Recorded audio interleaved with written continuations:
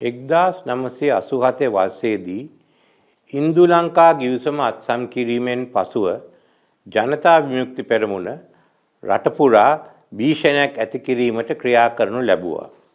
ඒ අවස්ථාවේදී රටේ මර්මස්ථාන ආරක්ෂා කිරීමේ බලය ජේ.ආර්. ජයවර්ධන ජනාධිපතිතුමා විසින් කැබිනට් ඇමතිවරුන්ට පැවරුවා.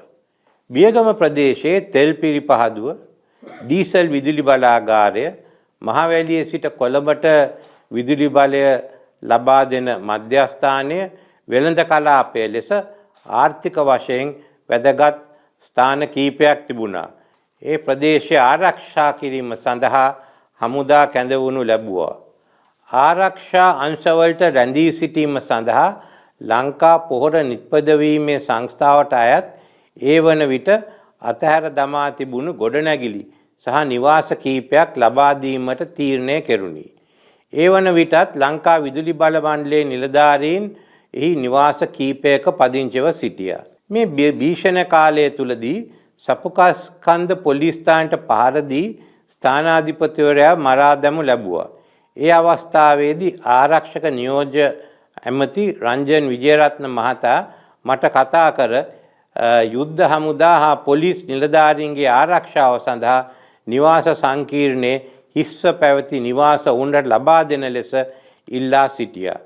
ඒ අනුව එවකට ඈවරකරු මගින් අදාළ නිවාස කැලණි පොලිස් අධිකාරී නලින් දෙල්ගොඩ මහතා වෙත පැවරීමට පියවර ගත්තා. පළාත් සභා මන්ත්‍රීවරයෙකු, සමුපකාර සමිති සභාපතිවරයෙකු, පොලිස් සාජන්ට්වරයා ඇතුළු පුද්ගලයන් කීප දෙනෙක් ඝාතනය කිරීම මේ අතර වාරයේදී සිදු වුණා. ඒ සමග තවත් පළාත් සභා මන්ත්‍රීගේ නිවසට පහර දීමක් කෙරුණා. කඩාවැටුණු ජනජීවය, ආර්ථිකය ගොඩනගමින් රටේ සාමය සහ ජාතික ආරක්ෂාව තහවුරු කිරීමට බලයේ සිටි ආණ්ඩුව විසින් කටයුතු කළා. 1994න් පසුව චන්ද්‍රිකා බණ්ඩාරනායක කුමාරතුංග මහත්මිය බටලන්ද ප්‍රදේශයේ වදකාකාරයක් තිබුණේදයි සෙවීමට කොමිසමක් දැම්මා. ඊට නොයෙකුත් පුද්ගලයන් කැඳෙව්වා. මම මේ කැඳෙව්වේ සාක්ෂිකරුවෙක් ලෙස පමණයි. ඒ වන විට මා රටේ විපක්ෂ නායකයා ලෙස කටයුතු කරා. බටලන්ද කොමිසම් පත් කළේ සම්පූර්ණ දේශපාලන මඩගැසීමක් අරමුණු කරගෙනයි.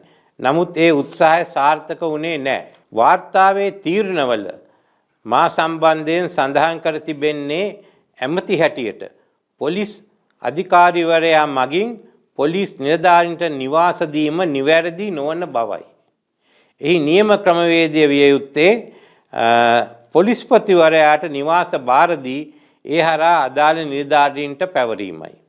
මේ ක්‍රියාකාරීකම නිසා මමත් නලින් දෙල්ගොඩ මහතාත් වක්‍රකාරයෙන් වගකිය යුතු බව කොමිෂන් වාර්තාවේ සඳහන් වෙනවා.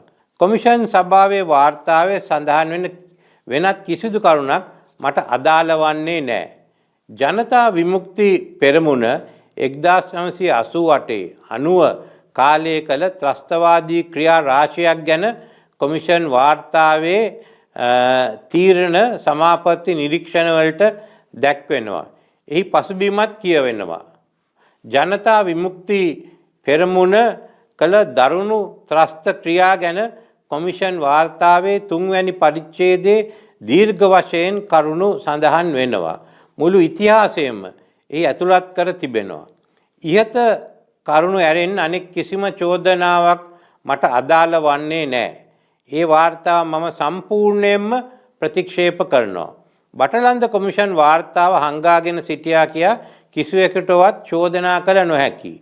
වර්ෂ 2000 දී පාර්ලිමේන්තු සැසි වාර්තාවක් හැටියට එය තිබුණා. නමුත් කිසිවකුත් ඒ සම්බන්ධයෙන් විවාද කිරීමට ඉල්ලීමක් කරේ නැහැ. අඩුතරමින් ජනතා විමුක්ති පෙරමුණවත් එවැනි ඉල්ලීමක් කළේ නැහැ. බොහෝ දෙනෙක් වාර්තාව පිළිගත්තේ නැහැ.